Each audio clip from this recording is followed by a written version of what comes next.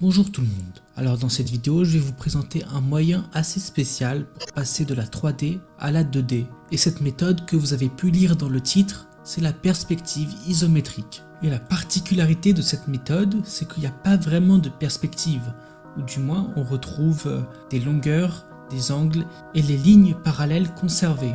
D'ailleurs, cette méthode a été utilisée dans des jeux vidéo, dans des projets, dans des sketchs, des plans et même dans des illusions d'optique. Alors maintenant, nous allons nous intéresser à comment l'isométrie fonctionne et comment on pourra ensuite l'utiliser dans des projets de programmation. Et donc pour ce faire, on a plusieurs moyens. On peut utiliser la projection orthographique ou alors on utilise des tiles. Je pense que vous êtes familier avec ce terme si vous avez déjà joué à des tile games ou sinon ça veut simplement dire des carreaux ou des briques comme vous le souhaitez. Et alors la projection orthographique, c'est un moyen de passer de la 3D à la 2D grâce à la matrice de projection. Mais cependant, elle nous permet de faire bien plus que de l'isométrie. Elle peut inclure les rotations, tout ça. Et c'est assez bien représenté sur cette image où on peut voir l'isométrie, la dimétrie et la trimétrie. Mais nous allons nous intéresser à la méthode des tiles. Et pour cela, nous allons commencer par le système de coordonnées.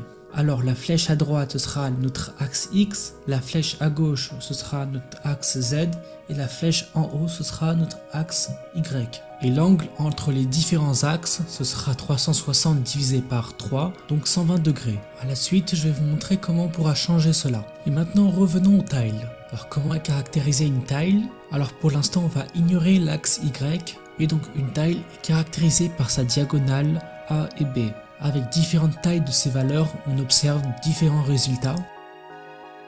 Et on pourra les positionner comme ceci dans notre repère XZ. Et par exemple, pour le point X égale 1, Y égale 0 et Z égale 2, il se situera ici, par contraste au système de coordonnées de l'écran où il se trouvera à 4 fois B et 1 fois moins A. Si on considère que l'origine du repère et de l'écran est la même, et donc pour moi les coordonnées 0, 0 de l'écran sont au milieu, avec les valeurs de B et A en nombre de pixels. Et maintenant ce qu'on cherche, c'est une formule qui nous permettra de convertir les coordonnées de la grille un point donné en coordonnées de l'écran et cela permettrait par la suite de construire notre losange. Alors considérons un point P qui est les coordonnées d'une tile sur la grille et quand on avance d'une coordonnée X, on avance toujours de ce vecteur qui pointe vers la droite et la même chose pour le coordonnée Z, mais cette fois le vecteur pointe vers la gauche. Alors considérons un point position 1 qui aura la même position que P, sauf qu'il est converti en nombre de pixels sur l'écran. Alors cette position 1 sera égale à notre position X multipliée par notre vecteur qui va à droite et notre position Z multipliée par le vecteur qui va à gauche. Je le rappelle, à droite c'est pour les X, à gauche c'est pour les Z.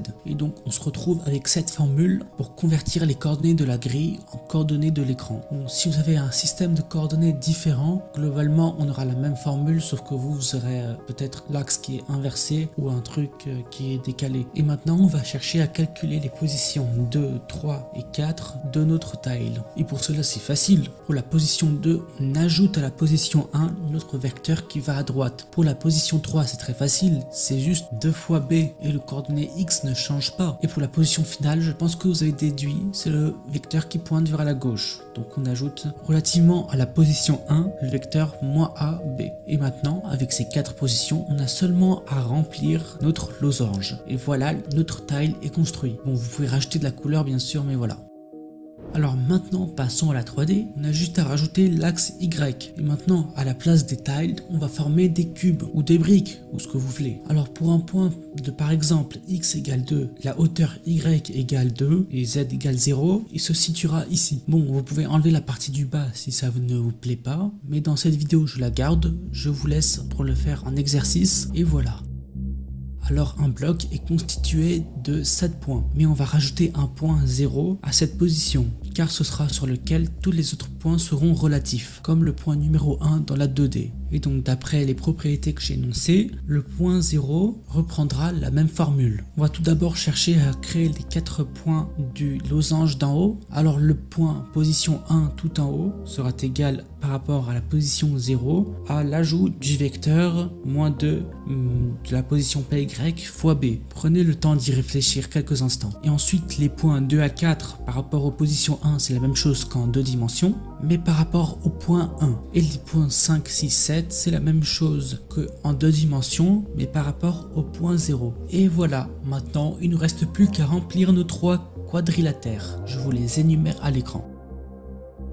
Alors maintenant, comment créer un terrain? Vous aurez tout simplement besoin de créer une liste de blocs sur la grille de la taille que vous souhaitez. Et vous y inclurez aussi vos personnages, vos items, etc. C'est la même chose qu'une tile, mais avec différentes textures. Et donc ensuite, vous pouvez afficher vos tiles du moins profond au plus profond. Comme ça respectera les profondeurs, pour qu'un bloc n'apparaisse pas devant un autre bloc alors qu'il est plus loin. Et puis c'est à peu près tout. D'ailleurs, cette liste sera plutôt une liste en 3 dimensions, mais dans ce tuto je vous montre simplement comment créer les blocs. Et donc voilà, maintenant on peut passer à la programmation. Sur cette partie je vais faire assez vite. Alors pour les graphiques, j'utilise la librairie SFML. J'ai fait un set view pour convertir les coordonnées de l'écran qui étaient en haut à gauche pour se mettre au milieu. Et le vertex array ici avec la propriété quad nous permettra de créer nos quadrilatères. Voici un petit exemple.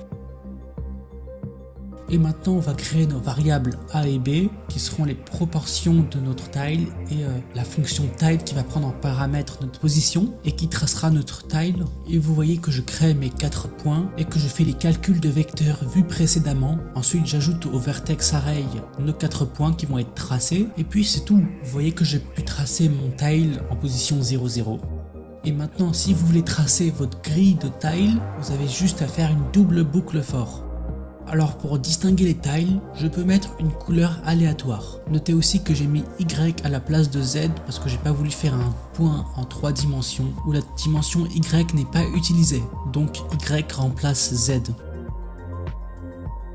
Ce qui ne sera pas le cas pour la fonction cube qui prendra en paramètre un point en 3 dimensions. Je crée mes 8 points comme à mon habitude et maintenant pour les couleurs je peux mettre une teinte de gris les plus sombres à gauche, le plus clair à droite et encore plus clair en haut. J'ajoute tous ces points au vertex array qui va nous créer 3 quadrilatères. Et maintenant dans notre double boucle for, on a juste à inclure une hauteur aléatoire. Alors là je me suis trompé, c'est dans les Y qu'il faut mettre la hauteur. Et voilà le résultat. Bien sûr, on peut mettre une hauteur à nombre décimal, et puis c'est à peu près tout ce que je voulais vous montrer. Alors je vous laisse en exercice comment créer un bloc de 1 x 1 à hauteur quelconque, comment inclure vos personnages et votre terrain liste. Ce n'est pas hyper compliqué à faire, rassurez-vous. Et maintenant je vous laisse ici. Merci aux gens qui se sont abonnés récemment. Merci d'avoir regardé et à la prochaine pour de nouvelles vidéos.